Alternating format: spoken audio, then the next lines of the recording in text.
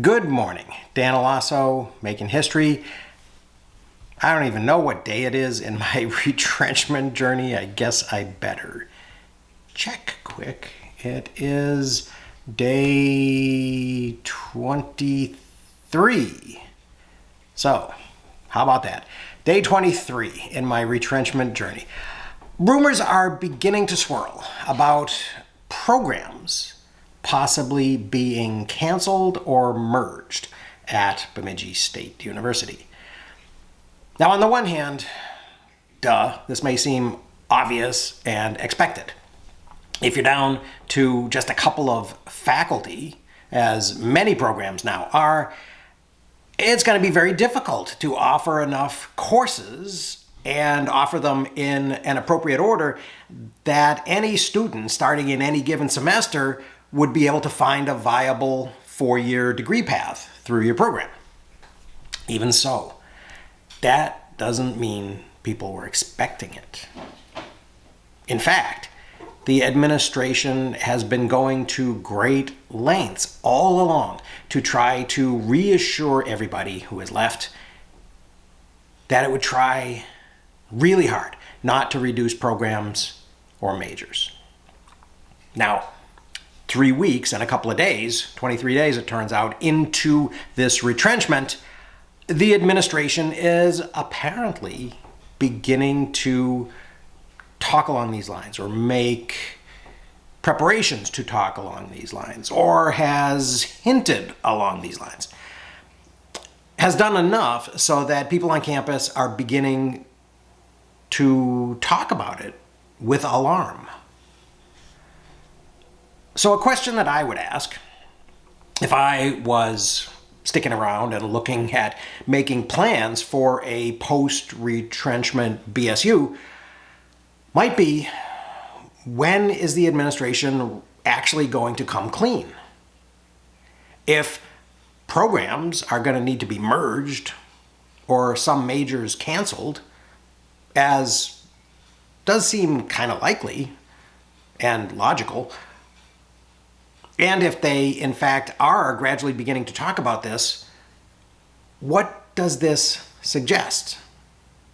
It seems to me there are two options. First, they didn't know that this was going on, that this was going to happen, and they're just as surprised as the faculty that it's come to this and that BSU has to go there. Second, that they knew that this was going to happen, or at least it was a strong possibility, and they're trying to control the message and let the bad news arrive in small, digestible doses. Now, under the first option, doesn't that suggest that the administration still doesn't understand the university's financial situation? That would be a sign of kind of gross incompetence. But it doesn't seem likely to me because the financial situation hasn't changed since they met and made that first set of decisions that included getting rid of me and 26 other faculty.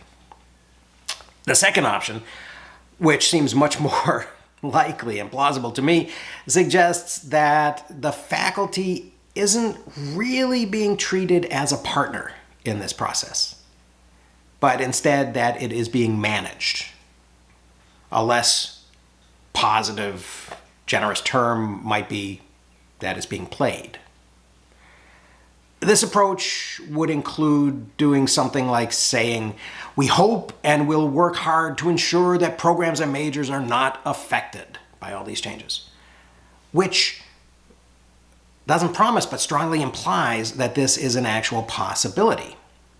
Then, after the shock of the first bad news, the retrenchment of 27 faculty, is diminished a bit, they might say something like, wow, really seems like you're going to have to do something. You're going to have trouble managing that program and maintaining it with the faculty that you have left.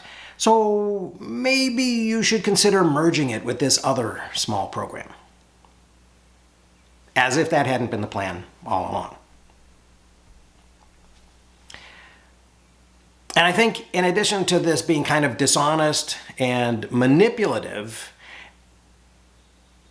at a time and in a way that seems likely to create even more distrust and resentment and result in less cooperation, at the moment when it's needed most, this approach would be another example of the administration managing from the executive suite without really consulting the people who they ought to be considering their partners and whose talents they ought to be using more effectively. And it's not just faculty. When it comes down to it, it seems to me that student voices are being ignored also. I've had some brief conversations with people in student government. I'll have more, really in the context of my open education work, but I'm sure this will come up as well, so I'll report on it at the time. But in these conversations with students in the Student Senate,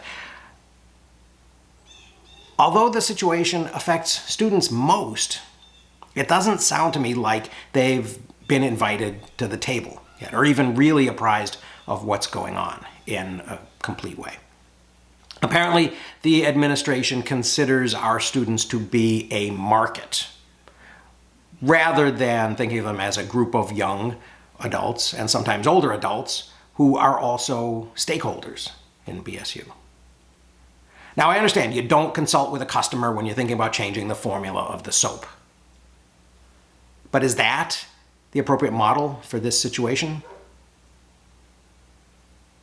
I'll have more to say about all of this as it develops, and I will, as I said, be talking with people in student government, both at Bemidji State and at other institutions, in the context of the open ed work I'm doing, to understand better how students participate and collaborate in those types of processes.